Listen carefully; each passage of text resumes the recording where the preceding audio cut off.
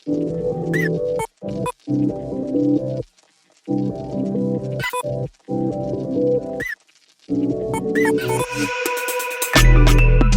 I have a really special guest with me, and I'm really pleased to welcome you, Conor Neal. Welcome. Thank you, Vicky. Hi, Conor. Actually, it's much easier to tell the people looking to us what you're not doing, despite to try to explain what you're doing. But let me just highlight some of your activities. For example, you're a professor at the IESE in Barcelona. You're a serial entrepreneur, for example, the CEO of Vistage in Spain. And the reason I'm very happy to talk to you today is your expertise in giving speeches and storytelling. Looking forward to it. So kind of directly, let's jump into our questions. I have so many questions to ask to you today. So Conor, what's the magic behind a good story for you? Well, I guess that it connects with the person who's listening to it. And perhaps, I have two daughters, one's 14, one's 5. They don't watch the same movies because the stories connect to different challenges. But I think, a story resonates to a person when the hero in the story is looking to solve the same type of problem that you're struggling with in life.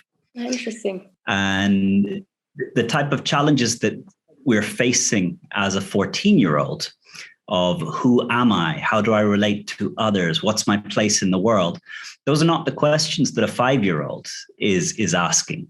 So if you watch the type of movies that adolescents watch, they're exploring what's my role in society? What's my role with my friends? What's betrayal? How do you overcome betrayal? Who can you trust? At 5-year-old, it's adventures and being princess or being prince or being a real fantasy type hero.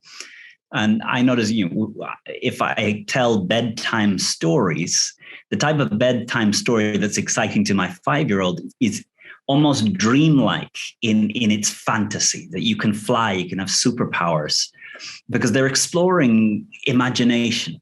That type of story to a 14-year-old is stupid. And that type of story to a 25 or 30 or 35-year-old is stupid. I guess, there are some patterns of story that seem to have a resonance and a relevance to almost all of humanity. And I think that there's been a few attempts at identifying the 7 underlying stories, which would be the quest or overcoming a challenge. But at heart, I think a story, the thing that makes it a story is somebody wants something. So there's a desire. And there's an obstacle in the way, because if you wanted something and you could just get it, it's not a story. Yes. Sir, what if a writer is attempting to create a story where nothing much happens? More a reflection of the real world. The real world? Yes, sir. The real fucking world. First of all, you write a screenplay without conflict or crisis, you'll bore your audience to tears. Secondly, nothing happens in the world? Are you out of your fucking mind? If I said, this morning I wanted to climb the hill that's next to our house, I climbed it and there was a nice view from the top. That's not a story. That there's nothing being overcome. There's a desire, but there's nothing stopping me. I didn't have to overcome anything. A good story is there's something in the way. So if a storm came up or we found that there was a fence blocking our way, these start to add some interest. So I guess what makes something a story is there's a person who wants something.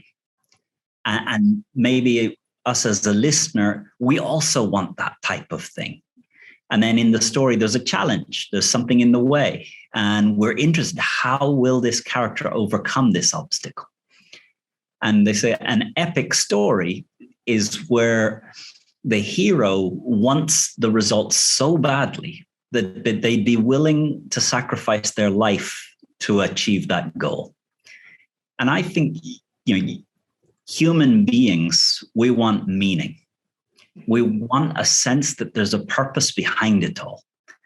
And I guess stories are the way that we share meaning. Stories, it's not obvious meaning, but it's a way that we get access to the deeper level of what it is to experience life. That's so interesting. And Conor, having all this information in mind, do you remember a situation in which you were telling a story to people and this story really made a difference? I can remember the first time I realized that I could do something with the story and people really listened.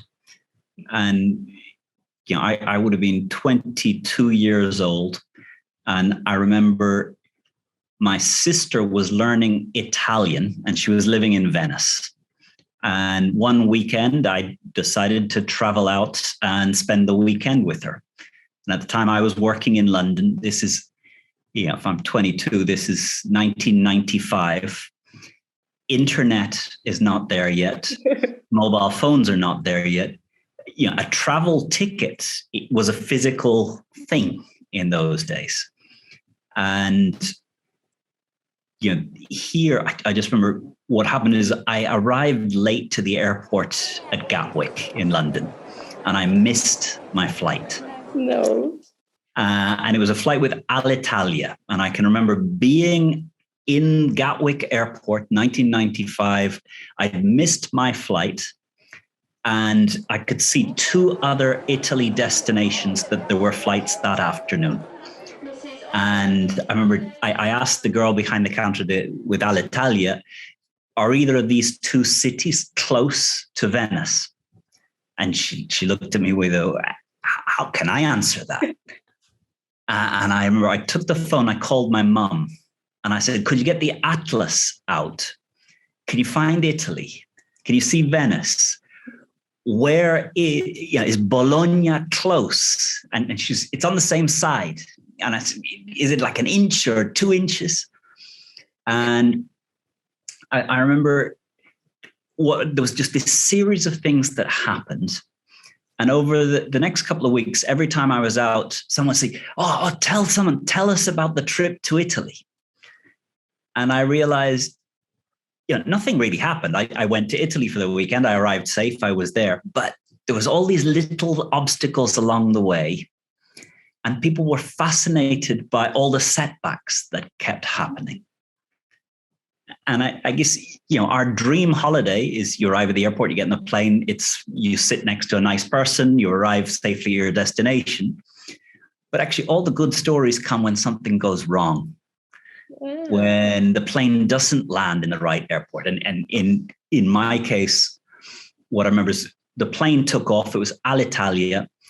There was still smoking on the plane back in 1995. And I think I was back in the smokers area. And about halfway through the flight, we're just traveling and there's an announcement in Italian. And it goes on for about a minute. And when it finishes, everyone around me on the airplane just goes, oh. And I didn't speak any Italian. I didn't know too much the person next to me. It was my first real trip as an individual traveler. I was a bit shy, so I didn't ask. And I didn't know what it meant. And when we landed, we got out of the airplane. And I remember just seeing the terminal. And on the top of the terminal, it had the letters Forli, which I was thinking maybe the name of the airport in Bologna is called the Forli Airport. And I walked in and there was nothing there. And this is a military airport. This wasn't our destination. And what I learned is there was fog in Bologna. So the second airport that I was going to travel to, there was fog and the plane had to redirect another 150 miles south. So it's now midnight in Italy. And I'm probably 400 miles south of Venice. I don't speak any Italian. It's cold. I didn't expect it to be cold. I haven't brought many clothes. And from midnight, I began a trip that involved getting a bus from here to Bologna. I remember Bologna, I arrived, it was freezing cold, middle of the night. I had to walk to find the train station, and the train to Venice was leaving at like 6 a.m. So it's 3 a.m. It's freezing cold. I had nowhere to go. And I didn't have an alarm clock. So I realized if I fall asleep anywhere, I have no way of waking up. And I remember just walking around the center of Bologna until it was 6 a.m., getting on my train. And I get on the train. I remember there's a stop at Venice Mestre, which is the land part of Venice. But this train then went on to Czechoslovakia. And I'm on the train. I haven't slept all night. I have no way of knowing, which station we're at. So I think I need to stay awake. And I'm sat on the train in a nice warm carriage, absolutely exhausted. And the train's just, and I'm just stay awake. And I fell asleep. And I woke up and I didn't know whether I'd been asleep for 10 minutes or an hour or 2 hours. I was looking out the window. It's just complete pitch black. There was no one else on the train. And when we pulled into the next station, I was thinking, I don't even know the names of the stations. I won't know if we're beyond or before. And we pull into the station and I see Mestre, Venice, and I get out. But I guess I just remember that happening to me. And, I could tell this story in a way that people would listen to it for 2 hours of all of these little things that would go wrong. And, there's no real point to that story. Yeah, that's not a story that has a leadership lesson at the core of it. But it was something that happened to me that I realized I could share it with others. And they almost enjoyed listening to me tell the story more than they would enjoy going on a trip to Venice. And it was all the setbacks that made it interesting. If I just arrived, seen my sister, and we visited a few churches and some museums, and I came back with some souvenirs and some photos, that's not really a story. It needs setbacks. It needs obstacles. People find love. People lose it. For Christ's sake, a child watches a mother beaten to death on the steps of a church. Someone goes hungry. Somebody else betrays his best friend for a woman. If you can't find that stuff in life, then you, my friend, don't know crap about life. One of the things that we see in life, our fantasy for our life is our problems to go away. Wake up in the morning, I'm happy, the sun shines, I'm getting on well with the people around me. I go to work and things just work, and I come home and everyone's happy and the food's on the table. But if you live that life, it's so boring. It's the problems that you face that make your life interesting. And I think also it's when you face problems, you realize your capacity. When there's no difficulty, you don't realize the resources you have in you. And I guess the human brain, in a way, is designed to use as little energy as possible. We are lazy. We're built to be lazy. And, I think there's an old Roman saying, which was, I wish you great problems, or I wish you live in times of interesting times. And I mean, interesting times is when stuff is happening, like COVID. It's not what anyone wanted, but I bet it's created a whole set of stories of things that have been overcome, of trips that you had to find another way of achieving your end. And, as a parent, one of the most difficult challenges is what problems to remove from your child's path and what problems you need to step back. Even though you could fix it easily, you need to leave that problem to them, because it's only when they realize they can overcome it with their own resources that they develop the confidence that they can overcome other challenges. And I guess the good thing of life, like, problems are not going to go away. And stories capture how other human beings have overcome difficulty. So unless you're going to live a life where there's no difficulty, the recipes for how you overcome difficulties in life are stories. That's so interesting. And you know what, Conor, when I was listening to you, I was actually feeling everything you were just explaining. So I was getting curious. Okay, so how did he get to there? And how did he made it in the end? So we could actually see how a good story sounds like while you were explaining it.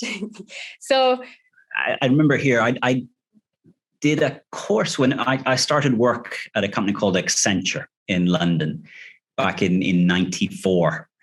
And I remember, but 2 years in, there was a course that was led by a movie producer on how movies tell stories. And it was a full day course.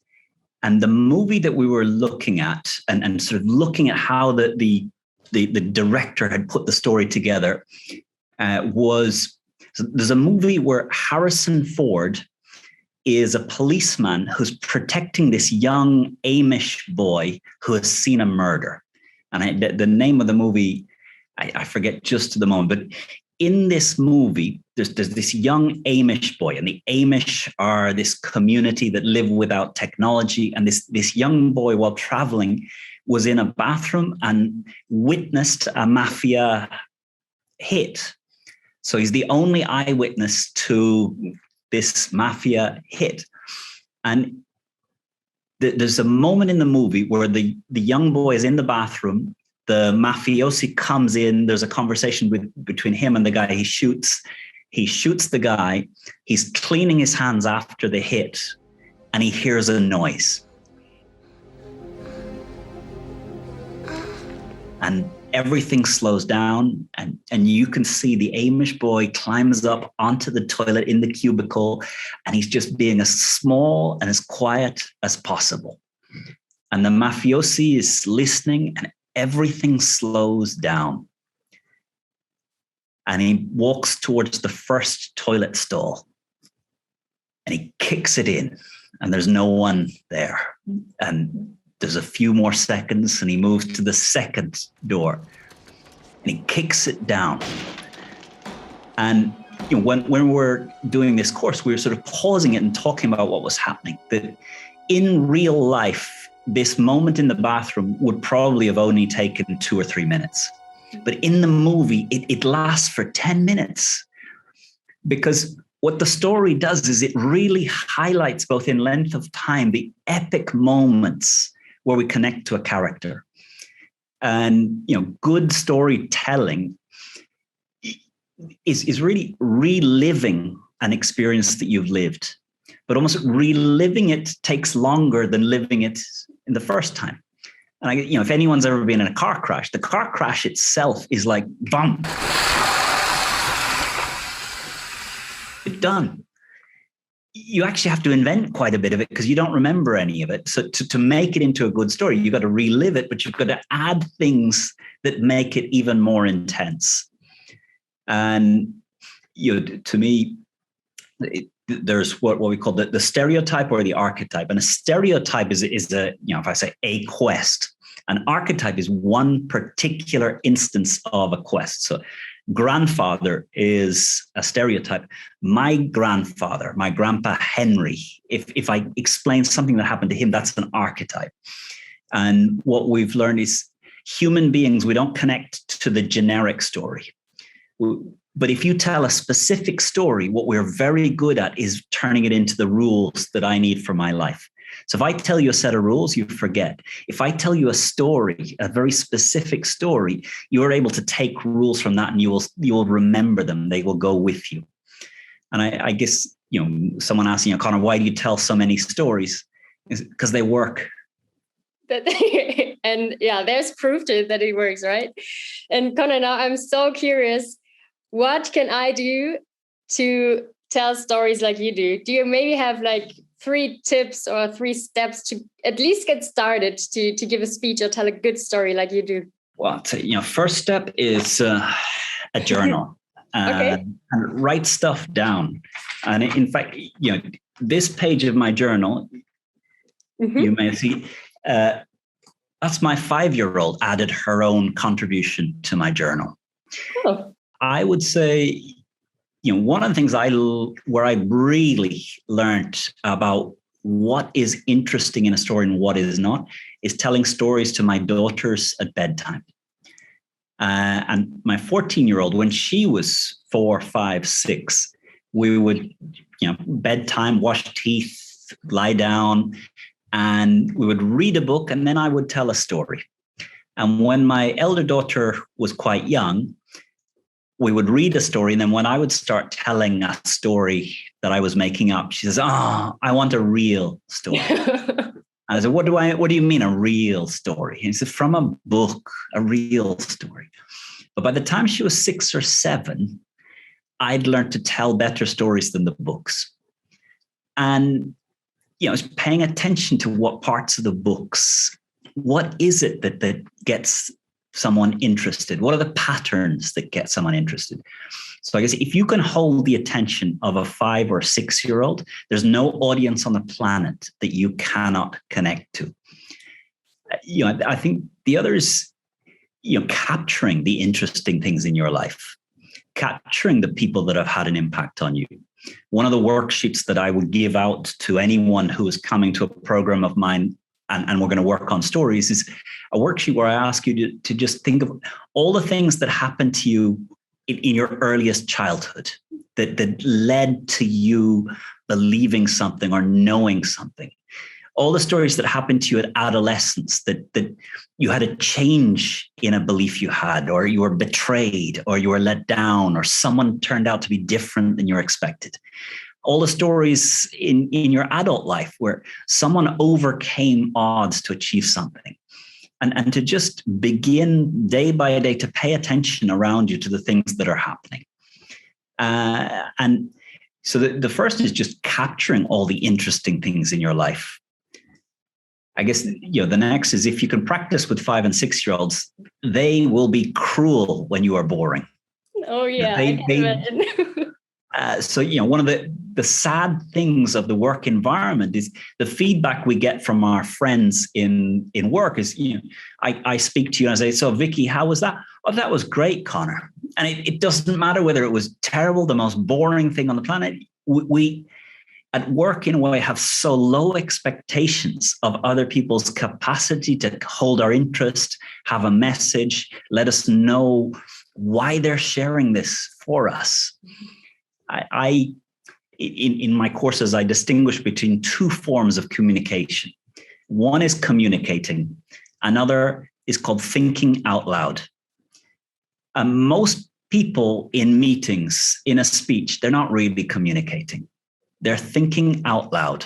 The words that are coming out of their mouth, this is the first time they've ever been put together. They didn't sit down with a book and try and structure their ideas. They didn't test it out on a video camera. They didn't test it out on 3 or 4 people that are like the audience. They're in a meeting, and as they speak, it's the first time this vague thought has been attempted to put into a structure. And it's thinking out loud. That's not communicating. Storytelling, a great storyteller, you're not hearing this story for the first time. They've laid it out. They've thought about the structure. They've thought about where they start. What are the things that need to happen before action can begin? And a movie, the script development for a movie is 9-10 years of development.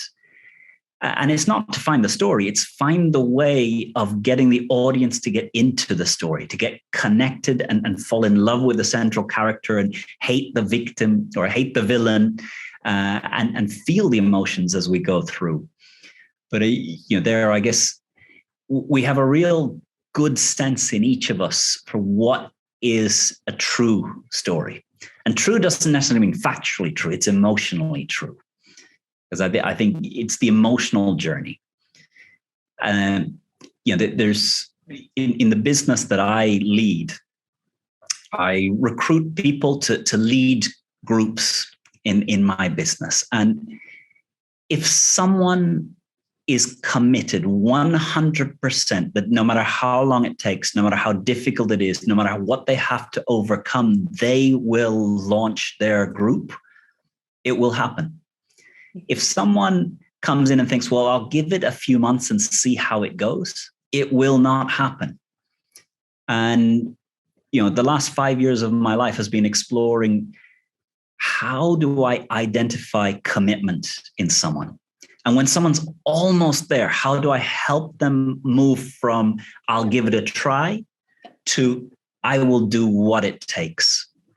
And I guess the stories that we hunger for in life are stories where someone committed not to just give it a try, but to do whatever it was going to take to achieve the goal. And whilst our idea of a vacation is a lazy week where we just sit on the beach and read a book, what makes for a meaningful vacation is overcoming difficult problems that there's no way you knew you would be able to get through it at the beginning of the week. And there was many moments through that you thought about giving up, but you realized at the end that you've been tested and you found resources in yourself that you did not know that they were there.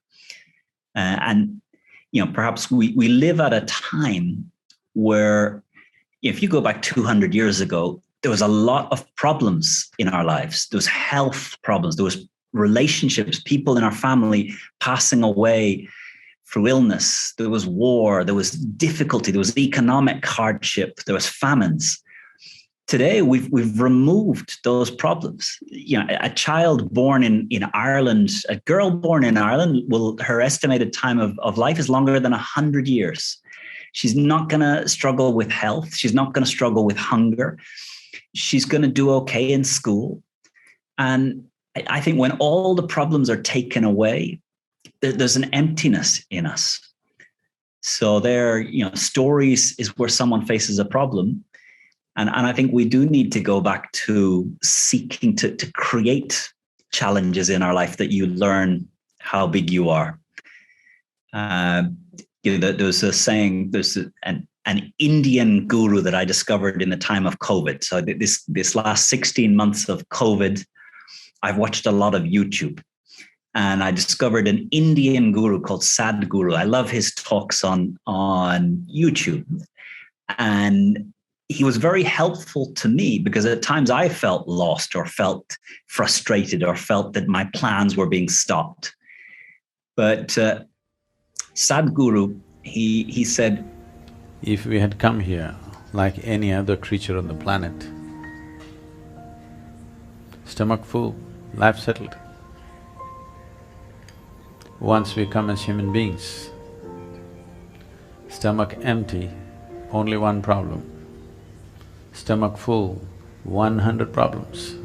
Who am I? Am I frustrated? Am I doing enough? Am I better than this person? Am I worse than that person? All of the things that come from comparison and whatever.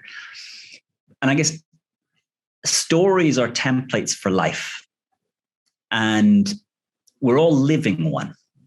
So the more you look at stories outside, the more you're able to start getting an insight into the story that you yourself are living. What is the meaning that you're giving to your own life? And it will happen whether you want it or not. But it's much more powerful. You start to be explicit about what you believe success is, what you believe hardship is, what you believe a meaningful life is. Because you will face problems. But if they're just problems without you having a sense of why they're important for you, then it's just pain. It's just suffering. I think Haruki Murakami is a Japanese author and long runner. He runs much further than a marathon. And he says, in marathon running, pain is guaranteed. Suffering is optional. And I think in life, pain is guaranteed. Suffering is optional. If your story is too small for your life, the pain is suffering. If the story of why you're facing the challenges, of what the things that are meaningful to you, of who are the people that matter to you, that for my daughters, I'm willing to suffer a lot more than I would for myself. So, if I'm going for a run and it's hard and I tell myself, I want to be a grandfather to my daughter's kids. Now I can overcome much, much more pain, or the pain threshold grows higher without it becomes suffering, if that's the meaning that I give to myself. So I think, we're each living a story, whether we're aware of it or not. It's going to affect our emotional way of dealing with the things that we face in life. Wow, Conor, that was so inspiring. Thank you so much for answering all my questions, and especially all the the nice and inspiring answers you gave to us. Thank you so much for your time and being here today. Vicky, pleasure, and thank you for your patience.